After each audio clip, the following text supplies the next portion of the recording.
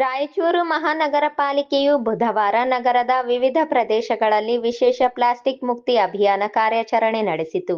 ಕಾರ್ಯಾಚರಣೆ ವೇಳೆ ಅಂದಾಜು 300 ಕಿಲೋಗ್ರಾಂ ನಿಷೇಧಿತ ಏಕ ಬಳಕೆ ಪ್ಲಾಸ್ಟಿಕ್ ವಸ್ತುಗಳನ್ನು ವಶಪಡಿಸಿಕೊಳ್ಳಲಾಗಿದೆ. ಕೇಂದ್ರ ಹಾಗೂ ರಾಜ್ಯ ಸರ್ಕಾರದ ಪ್ಲಾಸ್ಟಿಕ್ ಕಸ ನಿರ್ವಹಣೆ ನಿಯಮಗಳು 2016 ಮತ್ತು ಸಿಪಿಸಿಬಿ, ಎಸ್ಪಿಸಿಬಿ ಮಾರ್ಗಸೂಚಿಗಳಡಿ ಈ ಕಾರ್ಯಾಚರಣೆ ನಡೆಸಲಾಗಿದೆ ಎಂದು ಮಹಾನಗರ ಪಾಲಿಕೆ ಅಧಿಕಾರಿಗಳು ತಿಳಿಸಿದ್ದಾರೆ.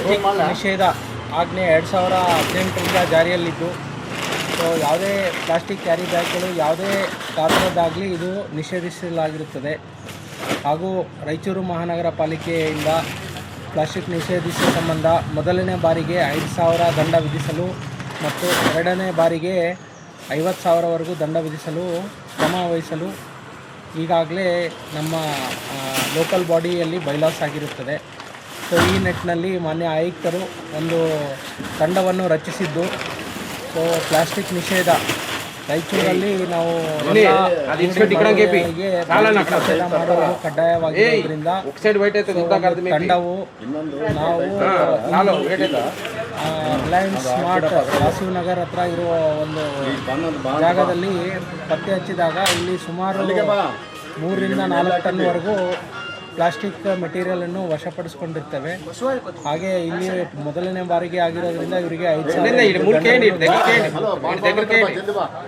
ಸಾರ್ವಜನಿಕರಿಗೆ ಮತ್ತು ಎಲ್ಲ ಅಂಗಡಿ ಮುಂಗಟ್ಟು ಮಾಲೀಕರಿಗೆ ವಿನಂತಿಸಿಕೊಳ್ಳೋದೇನೆಂದರೆ, ತಮ್ಮ ಅಧೀನದಲ್ಲಿ ಬರುವ ಎಲ್ಲ ಪ್ಲಾಸ್ಟಿಕ್ಗಳನ್ನು ಈ ಹಿಂದೆ ನಾವು ಸುಮಾರು ಬಾರಿ ಪೇಪರ್ ಪ್ರಕಟಣೆ ಕೊಟ್ಟಿದ್ದೀವಿ. ವಿಲೇವಾರಿ ಮಾಡಿಕೊಳ್ಳಲಿಕ್ಕೆ 6 ತಿಂಗಳ ಸಮಯ ಅವಕಾಶವನ್ನು ನೀಡಲಾಗಿತ್ತು.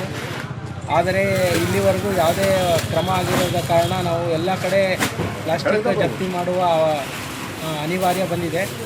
ಹಾಗಾಗಿ ಇದನ್ನು ಎಲ್ಲ ಅಂಗಡಿ ಮಾಲೀಕರು ಮತ್ತು ಎಲ್ಲ ಸಾರ್ವಜನಿಕರು ಮಹಾನಗರ ಪಾಲಿಕೆಯೊಂದಿಗೆ ಸಂಯೋಜಿಸಿ ಸ್ವಚ್ಛ ಮತ್ತು ಸುಂದರ ರಾಯಚೂರು ಮಹಾನಗರ ಪಾಲಿಕೆ ಇನ್ನು ಮುಂದೆ ಬರುವ ಸ್ವಚ್ಛ ಸರ್ವೇಕ್ಷಣ್ ಎಂಬ ಸಮೀಕ್ಷೆಯಲ್ಲಿ ಒಳ್ಳೆಯ ರ್ಯಾಂಕ್ ಪಡೆಯಲು ಸಹಕಾರ ನೀಡುವುದು ಕೋರಲಾಗಿದೆ.